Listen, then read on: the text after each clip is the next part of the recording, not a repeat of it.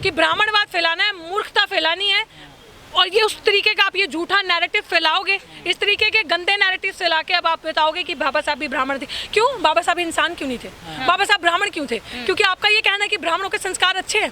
चलो मान लिया संस्कार अच्छे हैं, तो फिर तो बाबा साहब से बढ़िया संस्कार तो किसी के इस देश में है ही नहीं, जिन्होंने समानता की बात करी, जिन्होंने नफरत को मिटाने की बात करी, जिन्होंने इस देश का संविधान रचा, जिन्होंने महिलाओं के अधिकारों के लिए बात करी, और महिलाओं को जो द्वैन दर्जे का नागरिक समझा जाता था या इंसान ही नहीं समझा जाता था, उनको एक स्टेटस दिया इस सोसाइटी में। ये एक ऐसा, ये ब्राह्मण जो कहने के पीछे ये चीज है, जो ये देखिए ये नैरेटिव यहाँ से क्लब कर लीजिए आप, जहाँ पे कहा कि रेपिस्ट जो हैं उनके संस्कार अच्छे हैं, और हम तो उन रेपिस्ट को गिले आ रहे हैं, हम तो कह रहे हैं कि वो ब्राह्मण ही कैसे हुए, जो आपने ये कह दिया कि वो ब्राह्मण है और रेप करके महिलाओं का सामूहिक बलात्कार करके अंदर चले गए। तो आपको भड़काना है, बरगलाना है, इसलिए बाबा साहब को ब्राह्मण बना दो। बाबा साहब ने बौद्ध धर्म अपनाया था, बाबा साहब एक बुद्धिस्ट थे, और बाबा साहब संविधान निर्माता थे, फादर ऑफ इंडियन कॉन्स्टिट्यूशन थे। ये बाबा साहब का पूरा परिचय है, दैट इज इट। अच्छा, कथावाचक तो प्रधानमंत्री से बढ़िया कौन है? बागेश्वर धाम का नाम सुना होगा आपने? नहीं, मैंने कोई धाम का नाम नहीं सुना।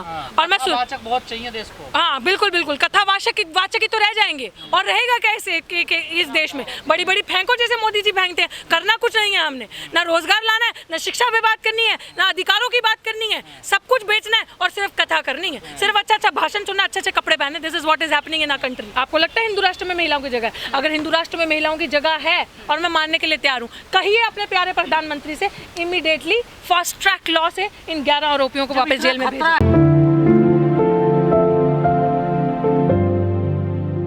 बहन, मोदी जी ने तो ये भी कहा था 2 करोड़ रोजगार देंगे।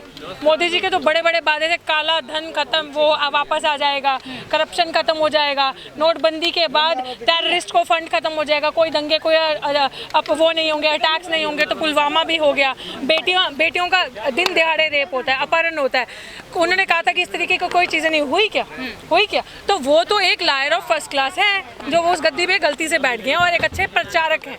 दैट इज व्हाट, इतना ही आपको उनसे एक्सपेक्ट करना चाहिए कि मोदी जी जो बोलेंगे वो उसका विपरीत, वो उसका उल्टा करेंगे, ये समझ लीजिएगा। और इतनी शर्म की बात है कि मैं बार बार ये चीज़ कहती हूँ कि एक महिला होने के नाते मुझे शर्म आती है कि मैं उस देश की नागरिक हूँ जहाँ पे बिल्किस बानो जैसी महिला, जो 5 महीने की गर्भवती महिला थी, उसके साथ सामूहिक बलात्कार हुआ और उसके बाद उसके पूरे परिवार को खत्म कर दिया। यही सोशल मीडिया पे सुन रहे हो ना आप, यही नहीं है story. It is not the end of the story.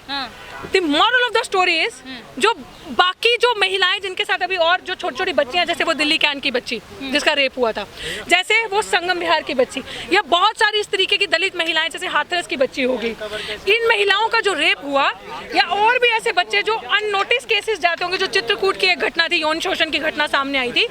आप सोचिए कि जब इस तरीके की घटनाएं हैं, उन बच्चियों को क्या मैसेज जा रहा होगा? क्या वो सर उठा के जी पाएंगी? क्या उनके अंदर डर नहीं पैदा हो रहा होगा? क्या बिल्किस बानो की जो अभी बच्ची है उसके अंदर डर नहीं होगा? क्या मैं महिला या आप महिला सुरक्षित महसूस करेंगे इस देश के अंदर? तो क्या आने वाले वक्त के अंदर हम इस देश में सुरक्षित महसूस कर पा रहे हैं कि जो इतने बड़े आरोपियों को आप बाहर कर दे रहे हैं, और आप ये कह रहे हैं कि ब्राह्मणों के संस्कार अच्छे होते हैं इसलिए उनको छोड़ दिया गया?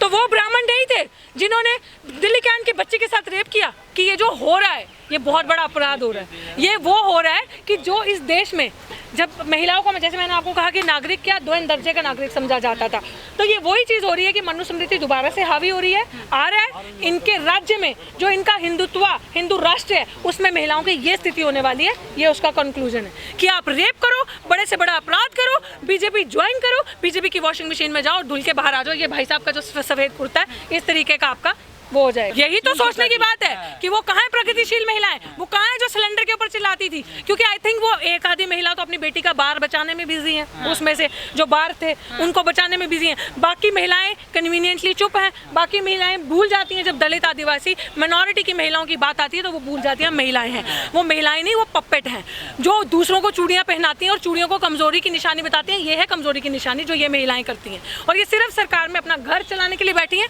और कुछ करने के लिए नहीं बैठी। बिल्कुल किया ना नारी सशक्तिकरण, बिल्किस बानो के साथ हो गया नारी सशक्तिकरण। महिलाएं क्या मैसेज लेंगी? निर्भया कांड के बाद जो एक उम्मीद थी इस देश में, वो उम्मीद ये थी कि रेप कम होगा और रेप के आरोपियों को फांसी होगी।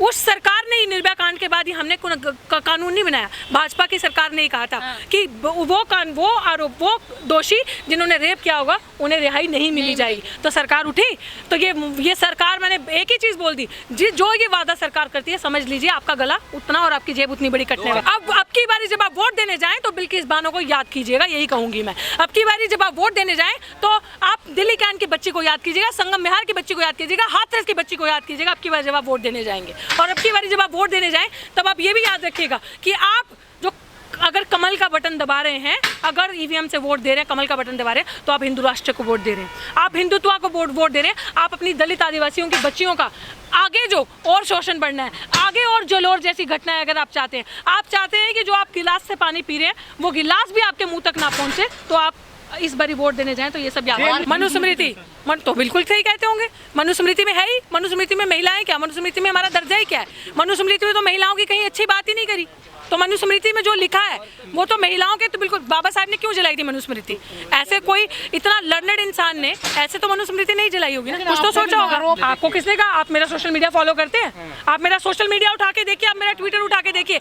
सिर्फ भाई साहब सिर्फ बोलना नहीं होता, सड़क पे आना होता है। हम अपनी जान जोखिम में डाल के हम न्याय पसंद करने वाले लोग हैं। मतलब वो मुस्लिम लड़का तो आपको पता नहीं है वहाँ क्या हुआ है? बिल्कुल पता है, एक सेकंड, ऐसा तो नहीं। अच्छा, प्रधानमंत्री जी को सब कुछ पता है, सबको सब कुछ पता हो सकता है। जहाँ से आप जहाँ से अपनी न्यूज़ गैदर करते हैं, हम भी तो वहीं से अपनी न्यूज़ गैदर करते हैं ना भाई साहब। ऐसा तो नहीं कि मैं 24 घंटे सैटेलाइट लगा के बैठी हूँ कि मुझे सारा ज्ञान हो। तो हमारा सिर्फ एक चीज़ का कहना है कि जहाँ पे इंसाफ होगा, चाहे वो हिंदू की बेटी के साथ भी अगर इंसाफ होगा, हम उसके लिए आपको खड़े सड़कों पे पाएंगे। और मुझे बार बार अपने बारे में बताने की आपको ज़रूरत नहीं है, ठीक है? बार बार आपको अपने बारे में बताने की जरूरत नहीं है। अगर मैं सिर्फ व्यक्तिगत स्वार्थ के लिए होती तो मैं आज नौकरी के अंदर होती, बाहर नहीं होती। मैंने अपना आत्मसम्मान और समाज का बिल्कुल सब न्याय सबको मिलना चाहिए। ऑफ कोर्स, क्यों नहीं मिलना चाहिए न्याय सबको? अगर आपका जुल्म नहीं, बिल्किस बानो के लिए आंदोलन, लोग सड़कों पे खड़े हो रहे हैं, तो झारखंड की बेटी के लिए भी होना चाहिए। बिल्कुल होना चाहिए भाई साहब। अगर झारखंड की मैं एक्सेप्ट करती हूँ कि अगर ऐसा कुछ है, I will read it, I will go to it, go thoroughly study करूंगी। और ऐसी चीज है, आप हमें दोबारा जंतर मंतर पे पाओगे, इस बच्ची के लिए भी, हर चीज के लिए भी। जहाँ पे इंसाफ की बराबरी की बात होगी, आप हमें सड़कों पे पाओगे। 3 तलाक कानून लाया, उसके लिए इनफ डिबेट हो चुकी है। और अगर मोदी जी हितैषी हैं, और मैं मान लूंगी आपकी बात को, मैं भी मोदी जी को मान लूंगी, कहिए उनको बिल्किस बानो के आरोपियों को फास्ट ट्रैक लॉ से वापस अंदर भेजे। मैं मान लूंगी मोदी जी मुस्लिम महिला भी और दलित महिला भी हितैषी है।